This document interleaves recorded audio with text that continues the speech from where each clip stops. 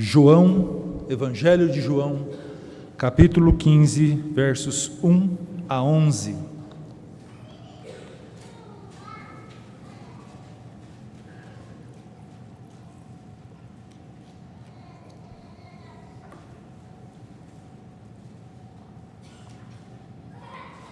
Assim diz a palavra do Senhor: Eu sou a videira verdadeira e o meu Pai é o agricultor. Todo ramo que estando em mim não der fruto, ele o corta. E todo o que dá fruto limpa, para que produza mais fruto ainda. Vós já estáis limpos pela palavra que vos tenho falado. Permanecei em mim, e eu permanecerei em vós. Como não pode o ramo produzir fruto de si mesmo, se não permanecer na videira, assim nem vós o podeis dar, se não permanecerdes em mim. Eu sou a videira, vós os ramos. Quem permanece em mim e eu nele, esse dá muito fruto, porque sem mim nada podeis fazer. Se alguém não permanecer em mim, será lançado fora à semelhança do ramo e secará. E o apanham e lançam no fogo e o queimam. Se permanecerdes em mim e as minhas palavras permanecerem em vós, pedireis o que quiserdes e vos será feito. Nisto é glorificado meu Pai, em que deis muito fruto, e assim vos tornareis meus discípulos. Como o Pai me amou, também eu vos amei. Permanecei no meu amor. Se guardardes os meus mandamentos, permanecereis no meu amor, assim como também eu tenho guardado os mandamentos de meu Pai, e no seu amor permaneço. Tenho-vos dito essas coisas para que o meu gozo esteja em vós e o vosso gozo seja completo. Amém, meus irmãos? Amados, sempre quando você assiste um filme onde um exército vai para uma guerra, a gente vê a figura do líder, do comandante se levantando antes e ele dá uma palavra para os seus comandados. Ele traz ali uma palavra de ânimo, na maioria das vezes ele fala dos motivos, fala do propósito, ele fala da luta em si, dá algumas orientações que nós chamamos de orientações finais. A impressão que a gente tem nesse texto é que o Senhor Jesus faz isso também com quem? Com os seus 11 apóstolos. Se vocês puderem observar, o Evangelho de João tem uma estrutura que vai do capítulo inicial, do capítulo 1 até o capítulo 13, e do final do capítulo 13 até o início do capítulo 18, nós temos uma divisão que nós chamamos de ministério público de Jesus num primeiro instante, e ele se relaciona com as multidões, e nessa relação com a multidão, ou com as multidões, ele realiza uma sequência de 7 milagres. Começa no capítulo 2 com a transformação de água em vinho, e numa escala vamos dizer, dificuldades de milagres, ele vai até o capítulo 11, quando ressuscita Lázaro, que em escala de graus de dificuldades é a questão mais difícil, a ressurreição de um morto, em especial há 4 dias. O que nós temos então que a partir do capítulo 13, quando Jesus ele está ali dando a ceia aos seus discípulos, ele dá aquela lição de humildade no lava-pés. Ele então tem a figura de Judas que sai desse colegiado apostólico e vai trair o Senhor Jesus, entregando, e naquele instante, da saída de Judas até, meus queridos, a entrega dele, quando ele é traído com um beijo, nós temos um diálogo, uma conversa final que Cristo traz com seus discípulos. Se você puder observar, o capítulo 14, antes do final do capítulo 13, ele fala a respeito do propósito, que ele ia para um lugar que os discípulos, os seus apóstolos não poderiam ir, há uma preocupação, e Pedro em especial fala: Senhor, eu vou, e por ti eu vou dar até a minha própria vida, e você vê Jesus falando para ele que ele estaria negando o próprio Senhor Jesus, e nesse contexto de aviso que ele estaria sendo crucificado, Jesus traz uma palavra palavra diante da preocupação dos apóstolos, quando ele no capítulo 14, verso 1, ele diz: não se turbe o vosso coração, credes em Deus, credes também em mim. No capítulo 14 ainda ele promete o Espírito, que é o Consolador, e ele então chega no capítulo 15, onde ele utiliza da figura da videira, e aqui ele sai do cenáculo, onde ele lava os pés dos discípulos dele, e ele vai até o Monte das Oliveiras. Nesse período, ele encontra plantações, e Jesus ele tinha uma característica, ele usava de instrumentos para trazer ensino aos seus discípulos, aos seus apóstolos. Isso ele fez muito bem no decorrer do ministério dele. Em especial, nesse período, ele usa a figura do agricultor ou do viticultor para mostrar para os discípulos, para os seus apóstolos, aquilo que o Senhor faz com eles, ou faria com eles, como se estivesse preparando eles para o pós-morte, ou para aquela palavra que ele daria, que eles seriam testemunhas de Jerusalém, testemunhas de Jesus em todos os lugares do mundo. E essa palavra, ela é uma palavra para nós também. Por quê? Porque não só os discípulos estariam enfrentando a perseguição do Império Romano, a perseguição dos judeus, e aqui a gente pode observar, por exemplo, o que aconteceu com alguns dos apóstolos, crucificação, como aconteceu com Pedro, e tantos outros, que eu não vou relatar aqui, mas eles seriam de fato perseguidos. O próprio Senhor Jesus, no final do capítulo 16, avisa eles, dizendo o seguinte: essas coisas vos tenho dito, para que vocês tenham paz em mim. No mundo tereis aflições, mas tende bom ânimo, eu venci o mundo. Jesus então, ele traz essas palavras, preparando os seus discípulos para tudo aquilo que estaria por acontecer. E para mim e para você da mesma maneira. Não pensemos nós, meus irmãos, que por mais que haja a troca de um presidente, por mais que haja uma euforia nacional, qual a gente tem visto nos nossos dias, de melhoras, não pensemos nós que isso, vamos pensar assim, isso vai acontecer com muita tranquilidade. As dificuldades, elas existem, sempre existiram, e com certeza elas sempre vão existir. Mas na contramão disso tudo vem a palavra do Senhor e nos prepara para tudo aquilo que nós temos por passar. Todas as lutas, dificuldades. Não pensemos também, meus queridos, que viver de maneira piedosa é algo que produz ou promove paz no sentido de que nós vamos ter vida tranquila, porque não vai acontecer isso. Nós vamos ter luta sim, vamos ter dificuldades. Nós vamos enfrentar situações, muitas delas que nós vamos pensar assim, isso é subhumano, nós não vamos dar conta. Mas de repente, observando o que Cristo diz nesse texto, num primeiro instante observemos que quando ele usa a figura da videira, ele diz assim: olha, eu sou a videira verdadeira. Irmãos, ele faz uma referência a uma videira que deixou de ser verdadeira. No capítulo 80 de Salmos, no versículo 8, diz que o Senhor trouxe do Egito uma videira, expulsou todos aqueles que estavam naquele espaço e plantou essa videira. Povo de Deus, ele tinha essa característica da linhagem de Abraão. Todos aqueles que eram nascidos da linhagem de Abraão eram considerados povo de Deus. Mas de repente o Messias vem.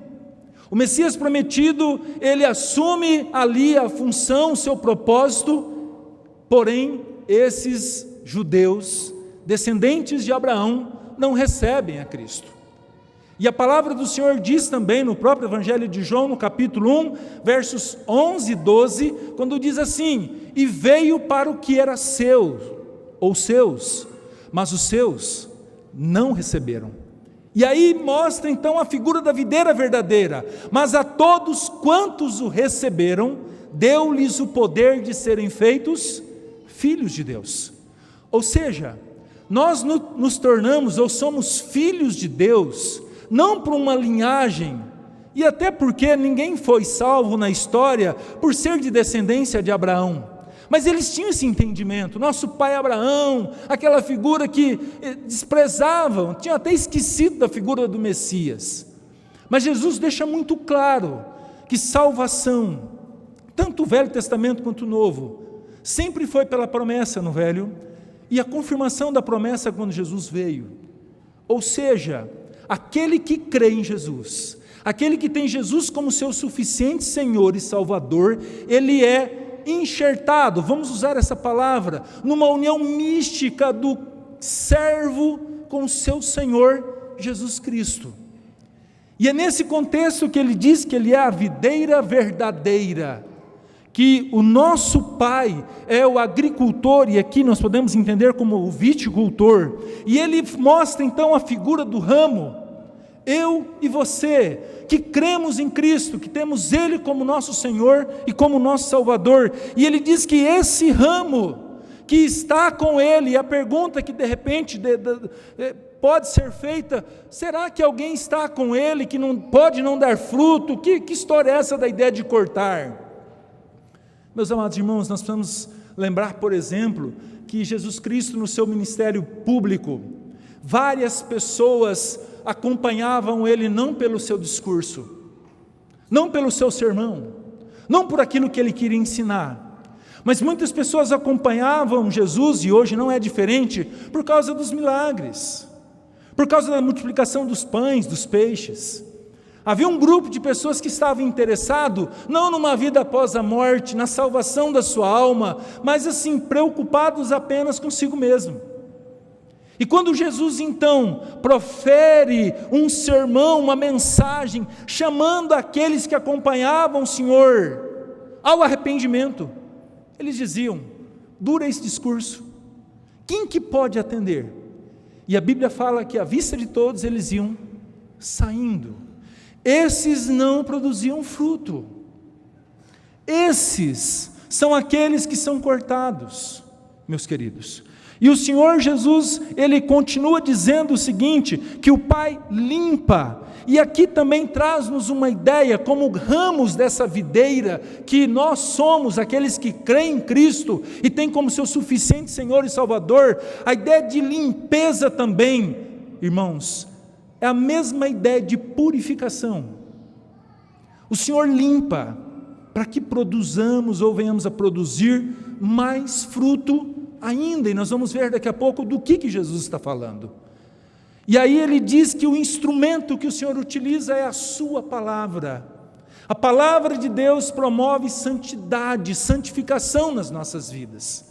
Do 1 ao verso 4, nós podemos entender então que o Senhor Jesus, diante dessa palavra que Ele está dando para os seus discípulos, as palavras finais, é dizer o seguinte: nós estamos diante de um Pai que cuida de nós, mas Ele cuida de quem? Dos seus filhos, daqueles que estão enxertados, ou fazem parte, ou creem, têm Cristo como seu Senhor e Salvador.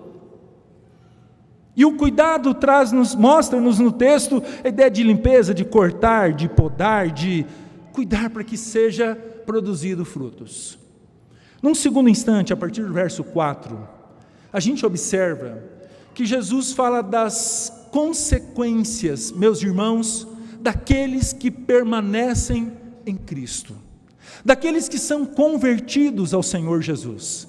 E a primeira delas, se você puder acompanhar comigo, é a ideia de produzir fruto.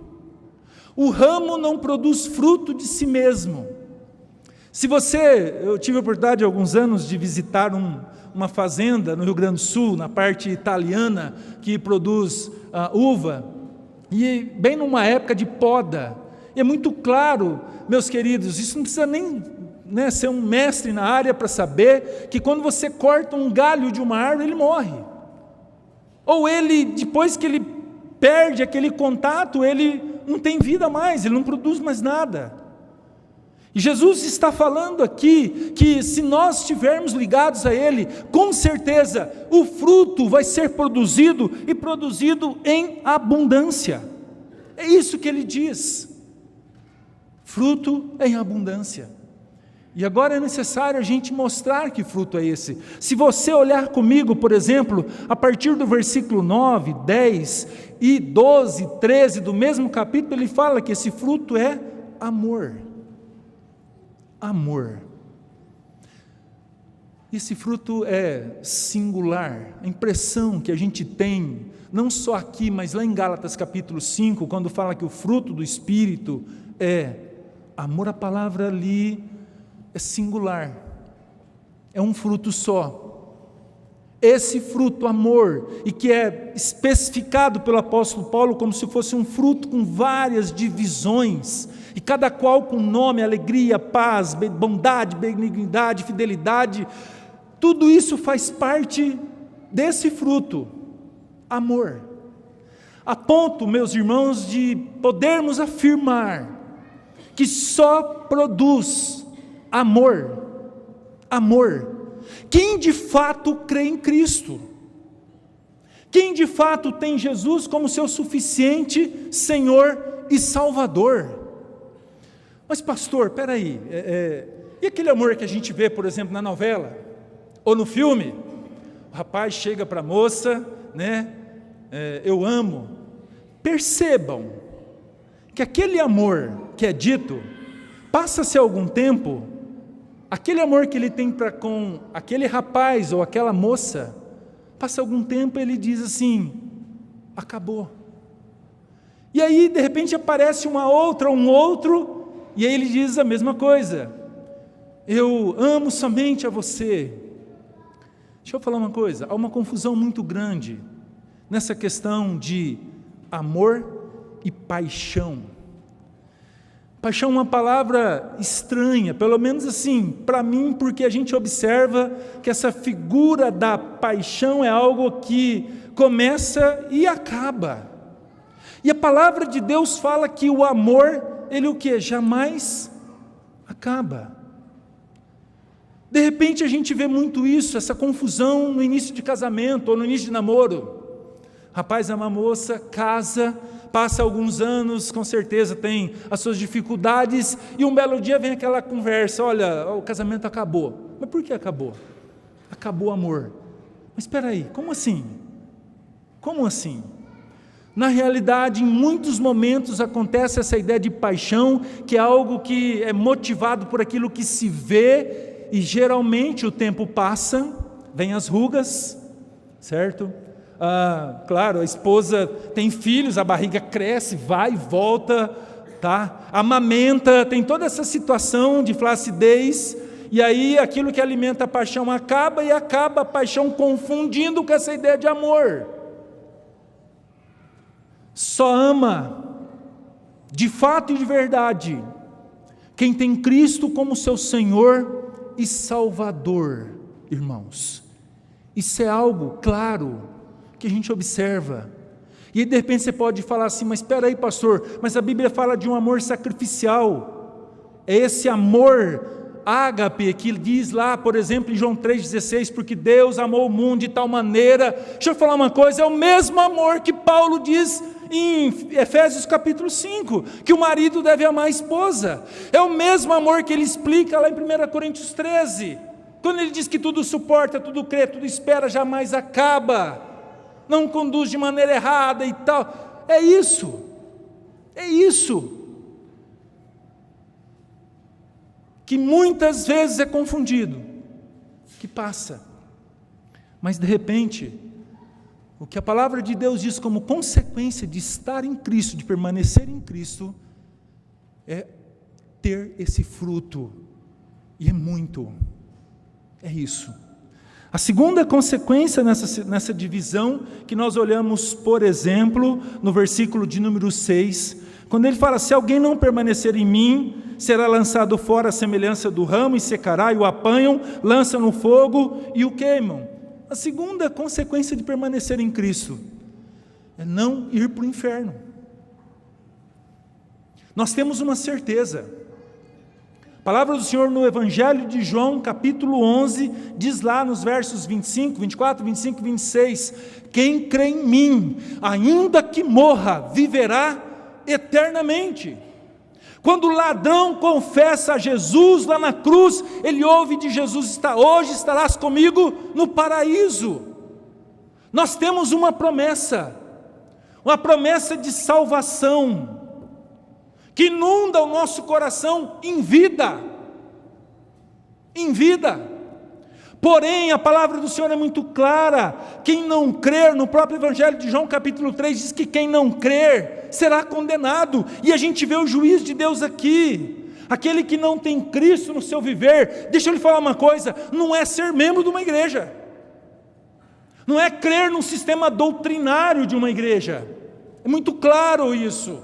É crer em Cristo, tê-lo como seu suficiente Senhor e Salvador. E quando a gente fala da figura de Senhor, Ele é Senhor e eu sou servo, Ele manda e eu obedeço. Eis-me aqui, Senhor. Não há o que discutir, não é a água de um batismo, não é, como eu disse, ter seu nome no rol de membros de uma igreja. O texto diz que aquele que não está em Cristo será cortado, vai ser lançado fora, ele secará, será lançado no fogo e vai ser queimado. Essa é a segunda. Terceira, meus queridos, nós olhamos no versículo 7, se você puder acompanhar comigo, diz assim: se permanecerdes em mim, e as minhas palavras permanecerem em vós, pedireis o que quiserdes e vos será feito. Terceira consequência, orar e ser atendido. Só que tem um detalhe, o detalhe que faz toda a diferença. Bom, pastor, orar e ser atendido, então vou aqui, Senhor, eu estou precisando, deixa eu ver aqui, estou precisando tocar meu carro, vem cá. Então um detalhe que faz toda a diferença é que as minhas palavras permanecerem em vós. Será que é esse pedido que agrada ao Senhor? Qual que é a oração que de repente na própria palavra do Senhor ela me dá condições de fazê-la e de pedir? Será que é isso? Será que não é isso que Tiago diz lá na sua carta no capítulo 4, quando diz que nós pedimos e não recebemos porque nós pedimos o quê? Mal. Com que finalidade? Esbanjar, satisfazendo aos nossos prazeres. E a palavra do Senhor nos ensina, se nós permanecermos dele, nós vamos pedir, porém, se esse pedido tem a ver com a palavra dele no nosso coração. E aí de repente o Senhor Jesus ensina uma oração: Pai nosso que estás nos céus. E o que ele pede? Pão nosso de cada dia.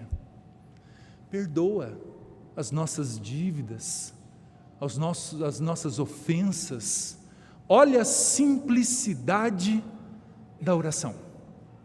Algo que de fato, meus irmãos, nós precisamos ver. Daí a importância do estudo da palavra. Daí a importância de lermos a palavra do Senhor todos os dias. Daí a ideia de nós meditarmos nas Sagradas Escrituras todos os dias, para que a nossa oração não seja a oração de tolo. A oração que é a oração vã, que não passa desse teto que Deus olha e fala bem assim, não é assim. Mas a quarta, a ideia de perseverar. O texto diz no versículo de número 10, se guardardes os meus mandamentos, permanecereis no meu amor, assim como também tem guardado o mandamento do meu Pai, e no seu amor permaneço. O Senhor Jesus está falando, sabe o quê? Que aquele que o tem no seu coração, ele persevera de maneira obediente, aquilo que a palavra de Deus ensina, aquilo que é pregado de maneira fiel às Sagradas Escrituras, não é peso, é algo que é feito com amor.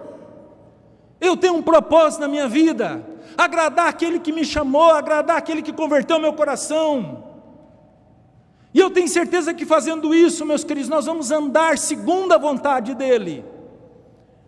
Por amor, nós vamos fazer o que Ele nos manda, e isso vai ser com prazer. É claro que usar um exemplo aqui, em grau menor, mas eu me lembro, enquanto seminarista, eu congreguei aqui na igreja por 2 anos, e foi aqui que eu conheci minha esposa, e a Cristina morava aqui na República do Seminário, e a minha esposa já morava no local onde a gente mora hoje, e da República do Seminário, aqui no Norte Ferroviário, até lá, Para quem já andou, eu sei que vocês andam bastante de bicicleta, mas subindo essa marginal aqui, Botafogo, até lá, dá mais ou menos uns 12 quilômetros. Eu me lembro assim, chegava por volta de umas 6 horas, eu falava, hoje eu não vou sair daqui da República, eu tenho que estudar, vou ficar aqui. De repente o telefone tocava. Aí alguém gritava, Marcos, é a Cristina.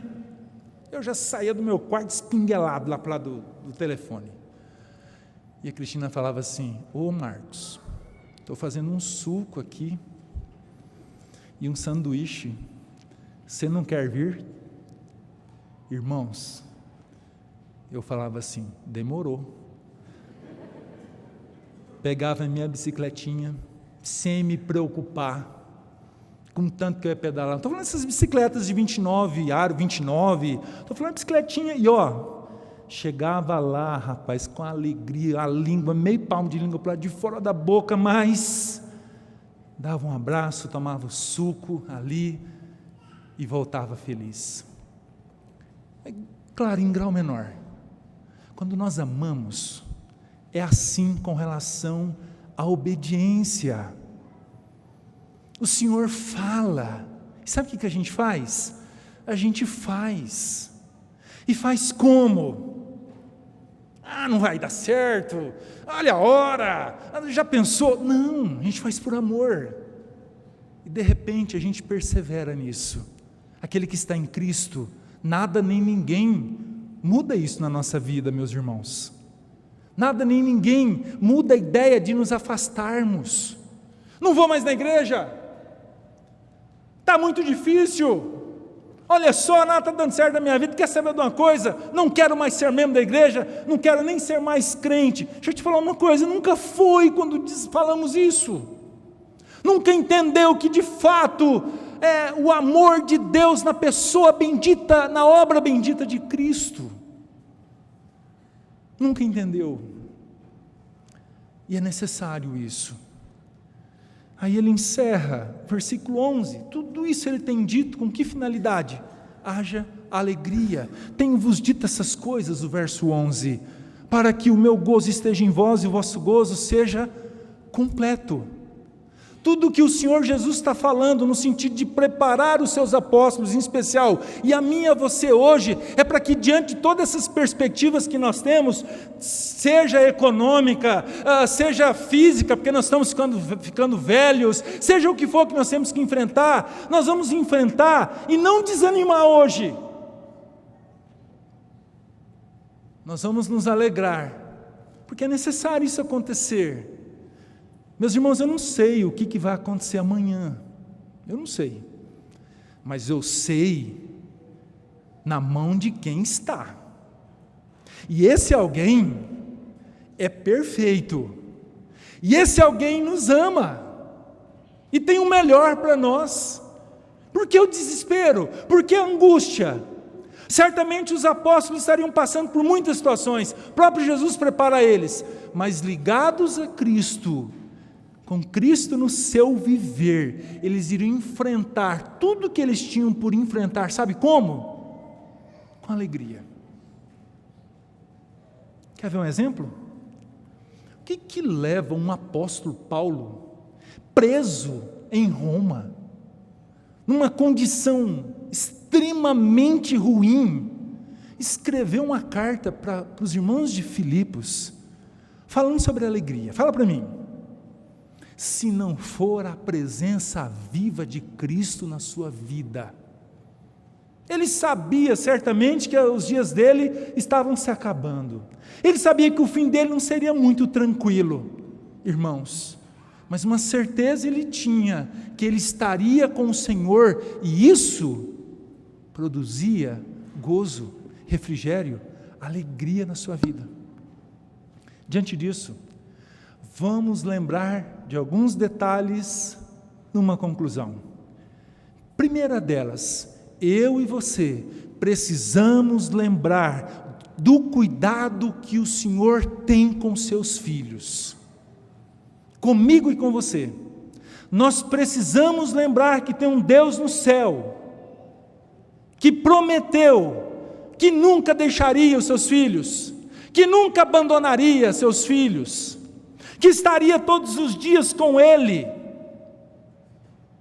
Não estou falando de criação de Deus, de criaturas, estou falando de filhos, eu estou falando de quem crê em Jesus, estou falando daquele que está ligado a Ele, aquele que tem Ele como seu suficiente Senhor e Salvador. Não é a figura de Israel no sentido de herança abraâmica, nada disso. Estou falando da videira verdadeira, daquela que tem seus amos, daquele que tem um Deus que é o seu agricultor, o seu viticultor, aquele que poda, que corta, que limpa, para que produza mais fruto ainda, trazendo-nos essa ideia de santidade.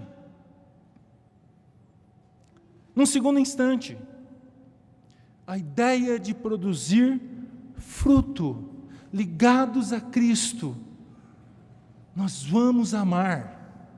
Sabe o que motivaria aqueles apóstolos a ser as fiéis testemunhas do Senhor, aonde a planta dos pés deles pisassem? O amor ao Senhor e o amor ao próximo.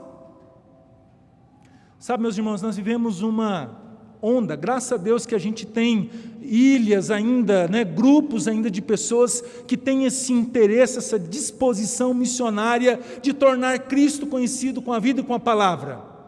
Mas isso está se acabando, porque nós vivemos num egoísmo muito grande. Eu estou preocupado com a minha vida, conjugamos os verbos apenas na primeira pessoa, eu, meus, é assim.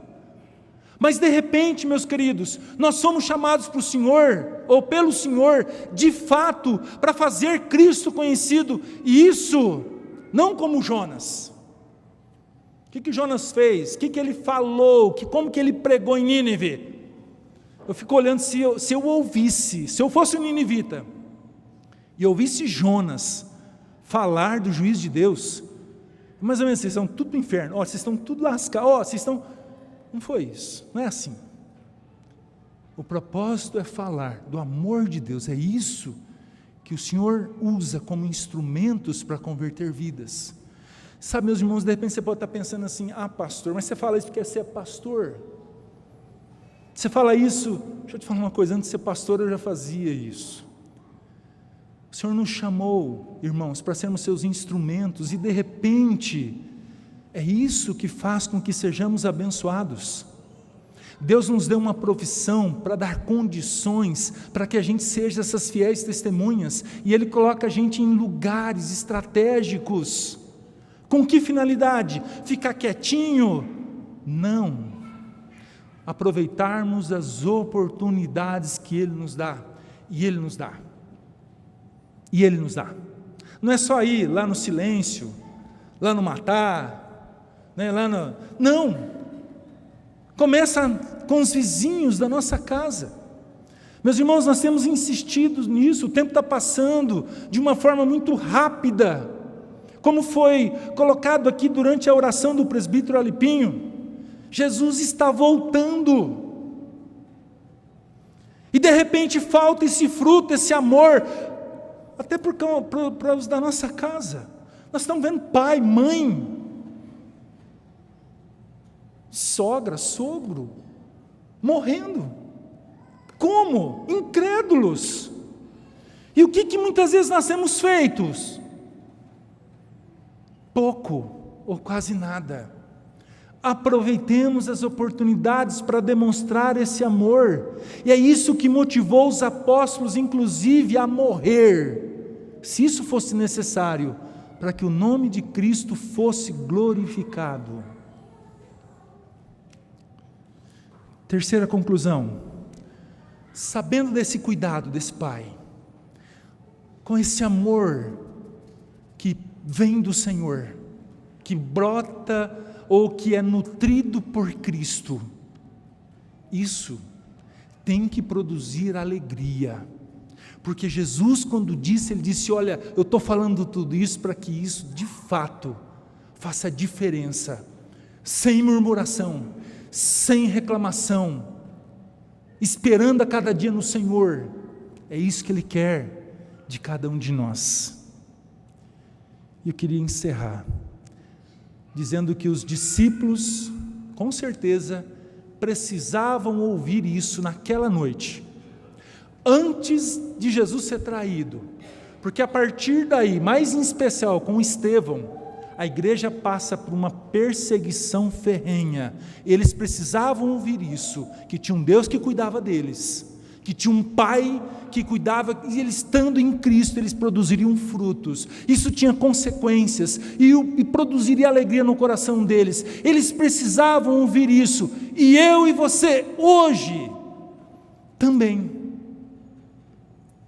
Amanhã é segunda, certamente muita coisa tem por acontecer, muita coisa, mas creia nisso, tem um Senhor, tem um Deus que te ama, que diz que não te deixaria, tem um Deus que disse que estando nele, consequências, principalmente as boas que nós olhamos aqui, que são bem evidentes, estariam na nossa vida. E a palavra é: por que temer? Por quê? Vamos confiar que essa palavra do Senhor Jesus é para mim e para você e para a honra e glória do seu nome. Amém, meus irmãos? Vamos orar?